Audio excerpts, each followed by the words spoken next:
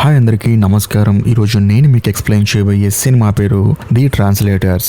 ఈ cinema Amazon prime లో stream అవుతుంది. ఇంకా డైరెక్ట్ గా కథలోకి వెళ్లే ముందు మీరు గనక మన ఛానల్ కి ఫస్ట్ టైం వస్తే దయచేసి సబ్స్క్రైబ్ చేసి బెల్ ఐకాన్ ప్రెస్ చేయండి. ఎందుకంటే మన ఛానల్లో వచ్చే ఇలాంటి అద్భుతమైన మిస్టరీ థ్రిల్లర్ సినిమాలు మీరు అసలు మిస్ అవ్వకూడదు. కాబట్టి ఇంకా డైరెక్ట్ గా కథలోకి వెళ్తే ఈ సినిమా ఓపెనింగ్ బుక్ ఫేర్ జరుగుతున్న ఒక ప్లేస్ ని చూపిస్తారు. అక్కడ ఎరిక్ అని ఒక బుక్ పబ్లిషర్ వచ్చేసి అందరికి ఒక విషయం చెప్తాడు. అదేంటంటే డెడ్లెస్ అనే బుక్ 3వ వాల్యూమ్ తొందరలో రిలీజ్ చేయబోతున్నామని. అంతేకాకుండా ఫస్ట్ సెకండ్ వాల్యూమ్ కి మీరందరూ బాగా అడిక్ట్ అయ్యారని నాకు బాగా తెలుసు. అందుకనే వీలైనంత త్వరగా ఆ బుక్ ని రిలీజ్ చేయబోతున్నా అని చెప్పేసి అంటాడు. దాంతో అక్కడ ఉన్న వాళ్ళందరూ ఎంతగానో ఆనందపడతారు. బేసికల్ గా ఆ పుస్తకం చాలా ఫేమస్ అన్నమాట.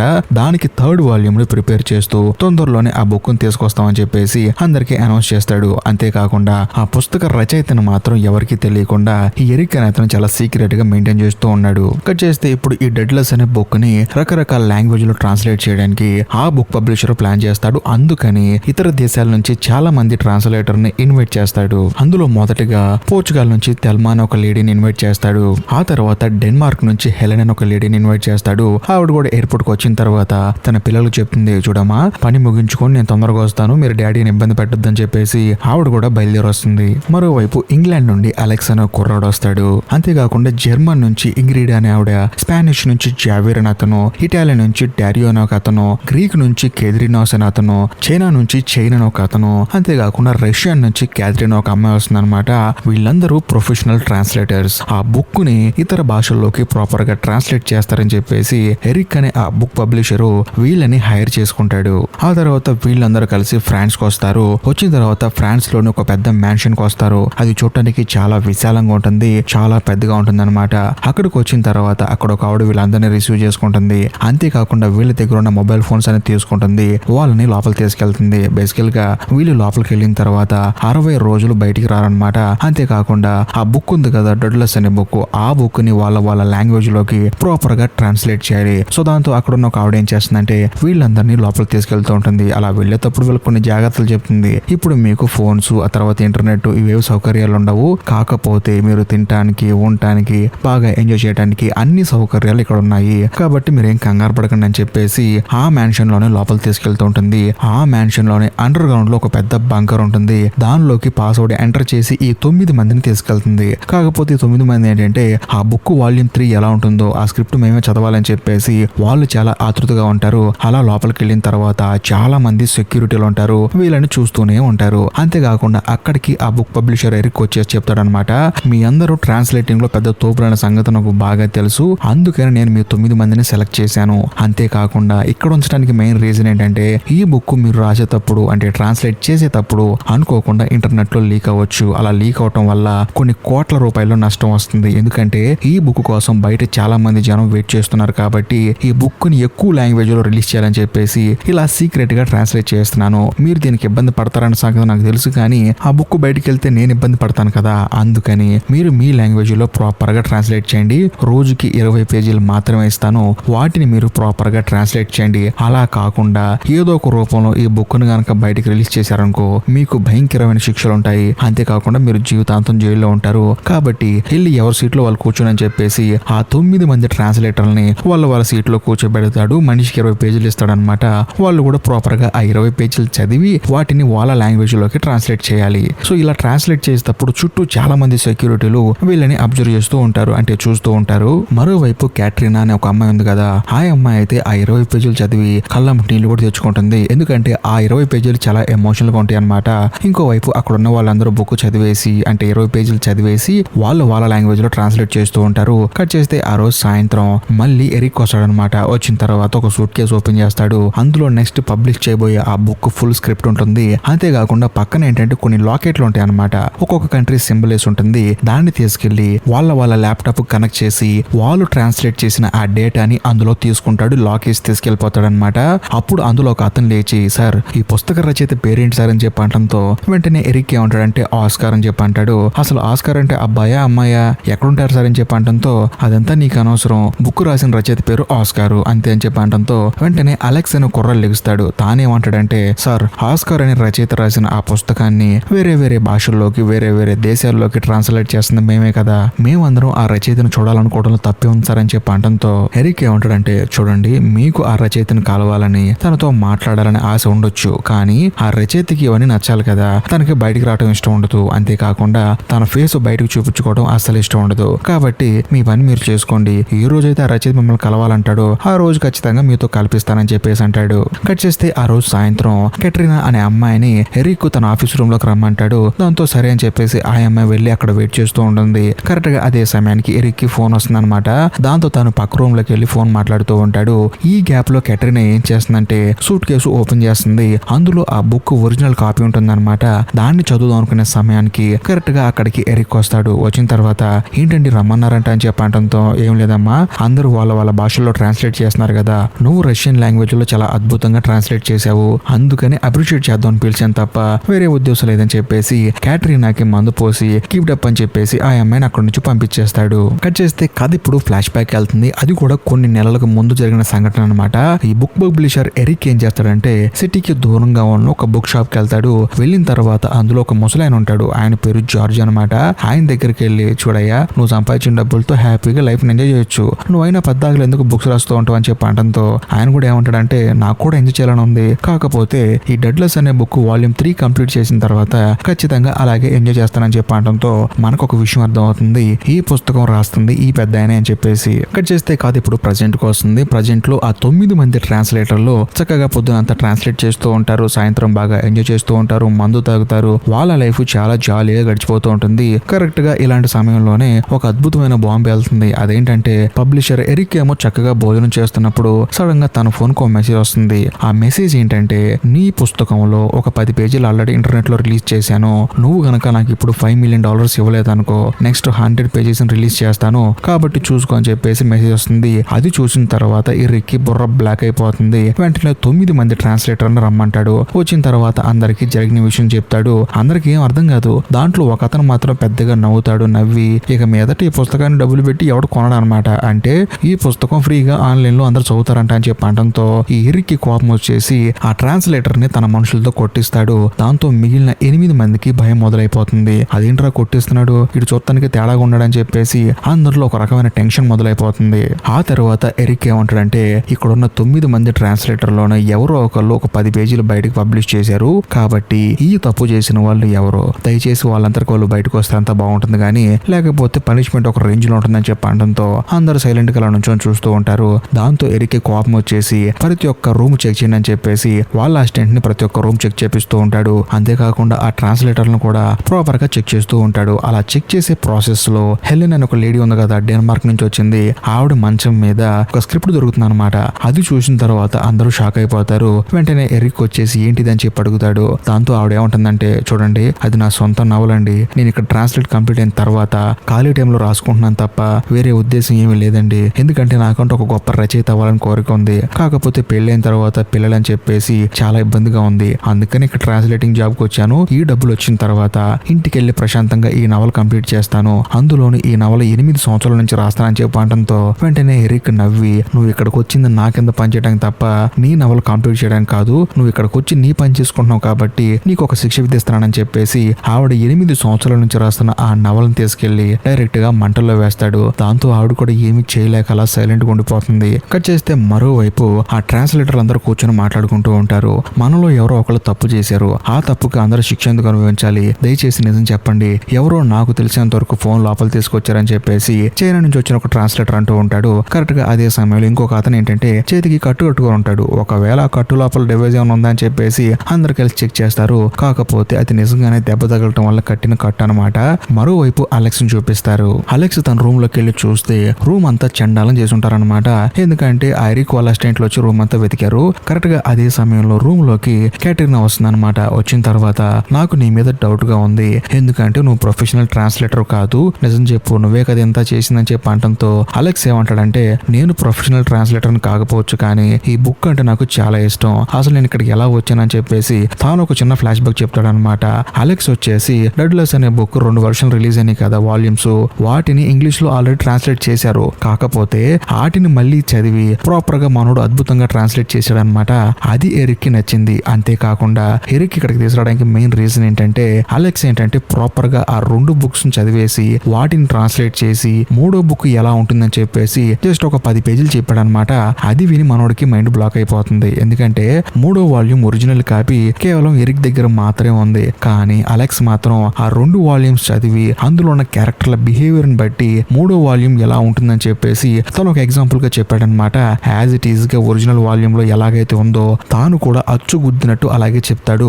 దాంతో ఎరిక్ బాగా ఇంప్రెస్ అయిపోయి ఈ బుక్ నువ్వు బాగా ఇష్టపడుతున్నావు కాబట్టి నువ్వే కరెక్ట్ పర్సన్ అని చెప్పేసి అలెక్స్ ని ఇంగ్లీష్ లో ట్రాన్స్లేట్ చేయడానికి రమ్మని చెప్పాడు అనమాట. జరిగింది ఇది అని చెప్పేసి క్యాటరీనాకి విషయం చెప్తాడు. దాంతో క్యాటరీన్ ఏముంటుందంటే ఓకే అదే పరిస్థితి అని చెప్పేసి తన గురించి ఒక విషయం చెప్తుంది అనమాట.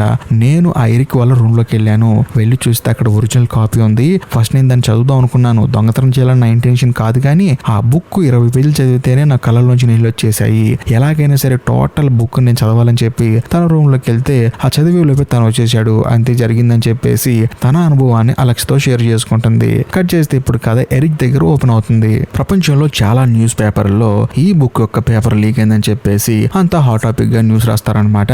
దాంతో ఎరిక్ కి మెంటల్ వచ్చేస్తుంది. కరెక్ట్ గా అదే సమయంలో ఆ 9 మంది ట్రాన్స్లేటర్లను పిలిచి వాళ్ళ బట్టలు విప్పేసి మీలో ఎవరు ఆ తప్పు చేశారో ఒప్పుకోకపోతే ఇంకా కఠినమైన శిక్షలు ఉంటాయని చెప్పేసి బెదిరిస్తూ ఉంటాడు. కరెక్ట్ గా అదే సమయానికి తన ఫోన్ కి మెసేజ్ వస్తుంది. అదేంటంటే ఇంకో 6 గంటల్లో $21 మిలియన్ నువ్వు గనక నాకు సెండ్ చేయకపోతే మిగిలిన 100 పేజీలని ఇంటర్నెట్ లో లీక్ చేస్తానని చెప్పేసి ఆ దొంగోడు మనోడికి మెసేజ్ చేస్తాడు. దాంతో ఎరిక్ ఇంకా కోపం వచ్చేస్తుంది. ఆ తర్వాత ఏమంటాడంటే మీ అందరు నా మాట వినరు గానీ మీకు నేను కఠినమైన శిక్ష వేస్తున్నానని చెప్పేసి వాళ్ళందరినీ ఒక గదిలో పడేసి ఆ గదిలో లైట్లు ఆఫ్ చేసి అక్కడి నుంచి వెళ్ళిపోతాడు. దాంతో వాళ్ళందరూ బాధపడుతూ ఉంటారు. అసలు మనం ఇక్కడికి ఎందుకు వచ్చాము, మనకి ఏం జరుగుతుంది, ఎన్నో ఆశలతో వచ్చామని చెప్పేసి ఆ రూమ్ లో చిన్న క్యాండిల్ వెలిగించుకొని అందరూ బాధపడుతూ ఉంటారు. కట్ చేస్తే కథ ఇప్పుడు ఫ్లాష్ బ్యాక్ వెళ్తుంది.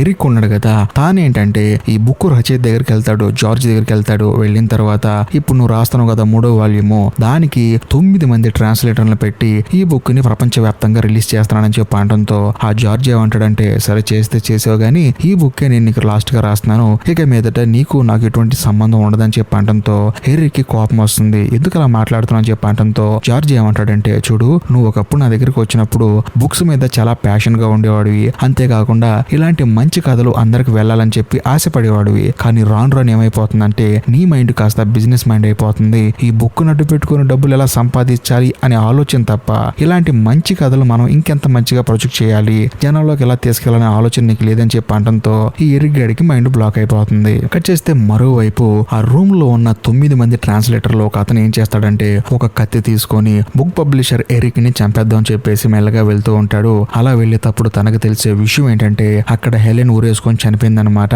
అది చూసి షాక్ అయిపోయి పెద్దగా అరుస్తాడు. దాంతో అందరు అక్కడికి వస్తారు. వచ్చి చూసి ఎరిక్ కూడా బాధపడుతూ ఉంటాడు. అనవసరంగా ఈ అమ్మాయి నవలు తగలబెట్టాను, ఆ అమ్మాయి బాధపడిపోయి చనిపోయింది అనుకుంటా అని చెప్పేసి తాను కూడా బాధపడతాడు. కాకపోతే మిగిలిన 8 మందితో ఏమంటాడంటే మీలో ఎవరైతే ఆ తప్పు చేశారో దయచేసి ఇప్పటికన్నా బయటికి రండి, ఒకవేళ రాలేదనుకోండి నేనే మిమ్మల్ని తెలుసుకున్నాను అనుకోండి మీకు కూడా ఇదే గతి పడుతుందని చెప్పేసి వాళ్ళందరినీ బెదిరిస్తూ ఉంటాడు. కరెక్ట్ గా అదే సమయానికి ఎరిక్ కి వాళ్ళ అసిస్టెంట్ ఫోన్ చేస్తుంది. ఆవిడ ఎక్కడికి వెళ్ళిందంటే ఇప్పుడు అలెక్స్ ఉన్నాడు కదా, మనోడు ముందుగానే అడ్వాన్స్ గా స్క్రిప్ట్ ఊహించాడు కదా, దాంతో ఒకవేళ వార్డ్ రూమ్ లో ఈ 3వ వాల్యూమ్ బుక్ ఉందేమో అని చెప్పేసి అక్కడికి మనుషులను పంపిస్తే వాళ్ళందరూ అలెక్స్ రూమ్ చెక్ చేసి సార్ అలాంటిది ఏం లేదు సార్, వాడికి పాపం ఏం తెలియదు అని చెప్పేసి వాళ్ళు అలెక్స్ కి సర్టిఫికెట్ ఇస్తారు. కరెక్ట్ గా అదే సమయానికి మళ్ళీ ఆ ఎరిక్ కి ఆ దొంగోడు మెసేజ్ చేస్తాడనమాట. నువ్వు ఎంత చెప్పినా నాకు డబ్బులు ట్రాన్స్ఫర్ చేయట్లేదు, కాబట్టి ఇంకో గంట లోపు నువ్వు నాకు $21 మిలియన్ నువ్వు గనక ట్రాన్స్ఫర్ చేయకపోతే మిగిలిన పేజీలన్నీ నేను అప్లోడ్ చేసేస్తానని చెప్పేసి ఈ ఎరిక్ ని భయపెడతాడనమాట. దాంతో ఎరిక్ కి భయం వేసి గన్ను తీసుకొని ఇప్పుడు గనక మీరు నిజం చెప్పకపోతే మీ అందరినీ కాల్చి చంపేస్తానని చెప్పేసి అందరినీ బెదిరిస్తూ ఉంటాడు. దాంతో అందరూ భయపడిపోతూ ఉంటారు. కరెక్ట్ గా అదే సమయంలో నేనే చేశానని చెప్పేసి అలెక్స్ చేస్తాడనమాట. దాంతో అందరికీ బుర్ర బ్లాంక్ అయిపోతుంది. వెంటనే ఎరిక్ వచ్చి గన్ను పెట్టి అర్జెంట్ గా దీన్ని ఆపేసి అని చెప్పడంతో అలెక్స్ ఏమంటాడంటే అది నా వల్ల కూడా కాదు, ఎందుకంటే లండన్ లో ఒక చోట ఆటోమేటిక్ కంప్యూటర్ ఆన్ చేశాను, మెల్లమెల్లగా ఒక్కొక్క పేజీ ఇంటర్నెట్ లో అప్లోడ్ అయిపోతుందని చెప్పడంతో ఎరిక్ కి మైండ్ బ్లాక్ అయిపోతుంది. అర్జెంట్ గా ఆ లొకేషన్ చెప్పని చెప్పడంతో నేను చెప్పను, ఎందుకంటే నేను అడిగిన డబ్బులు నాకు ట్రాన్స్ఫర్ చేయని చెప్పడంతో ఈ ఎరిక్ కి కోపం వచ్చేసి పక్కనే ఉన్న క్యాటరింగ్ ని కాల్ చేస్తాడనమాట. దాంతో అలెక్స్ కి భయం వేసి లండన్ లో ఆ కంప్యూటర్ ఎక్కడుందో చెప్తాడు. దాంతో ఎరిక్ వాళ్ళ అసిస్టెంట్ వెళ్ళిపోయి అక్కడ చూస్తుంది. చూస్తే అక్కడ ఒకే ఒక కంప్యూటర్ ఉంటుంది. దానంతరికి అదే ఆటోమేటిక్ గా టైప్ అయిపోతూ ఉంటుంది. అదే సమయంలో ఎరిక్ వాళ్ళ అసిస్టెంట్ మెల్లగా ఆ కంప్యూటర్ దగ్గరికి వెళ్తుంది. వెళ్ళి చూస్తే అక్కడ ఒక ఫోటో ఉంటుంది. ఆ ఫోటోలో ఎరిక్ ఆ అమ్మాయిని భయంకరంగా తిడుతూ ఉంటాడు. బేసికల్ గా ఎరిక్ ఆ అమ్మాయిని టార్చర్ చేస్తూ ఉంటాడు అనమాట.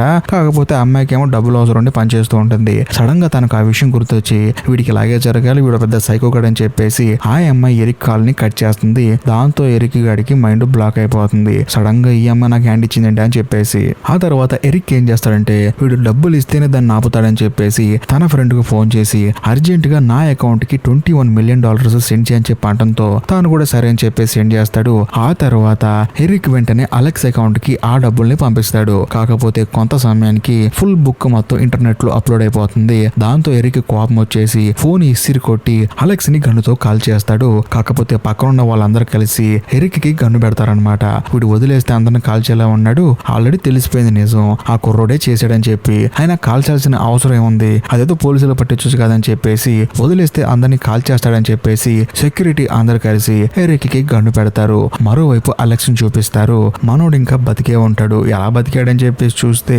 జర్కిన్ లోపల ఒక బుక్ ఉంటుంది అనమాట.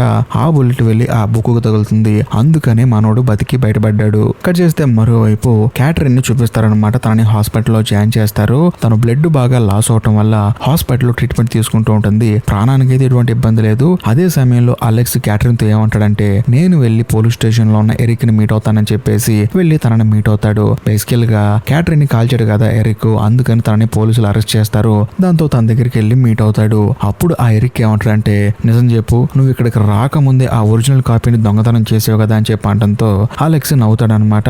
నిజం చెప్పరా, నువ్వు ఏం చేసావు చెప్పని చెప్పి అనడంతో అప్పుడు అలెక్స్ మెల్లగా ఎరిక్ దగ్గరకు వచ్చి తన కాలర్ కి సెట్ చేసిన మైక్ ని ఆఫ్ చేసి ఒక బుర్ర బ్లాస్ట్ ట్విస్ట్ ఒకటి రివీల్ చేస్తాడు. అదేంటంటే ఇప్పుడు దాకా ఆ బుక్ రాసిన రచయిత ఎవరు అని చెప్పి మనం తలగొట్టుకుంటాం కదా, ఆ రచయిత ఎవరో కాదు, ఈ అలెక్స్ అనే కుర్రాడు అనమాట. నేనే ఆ రచయితని రా అని చెప్పి అనడంతో ఎరిక్ కి బుర్ర బ్లాంక్ అయిపోతుంది. ఇప్పుడు కదా ఫ్లాష్ బ్యాక్ వెళ్తుంది. బేసికల్ గా అలెక్స్ చిన్నతనంలో ఉన్నప్పుడు వాళ్ళ అమ్మ నాన్న విడాకులు తీసుకుని విడిపోయారనమాట.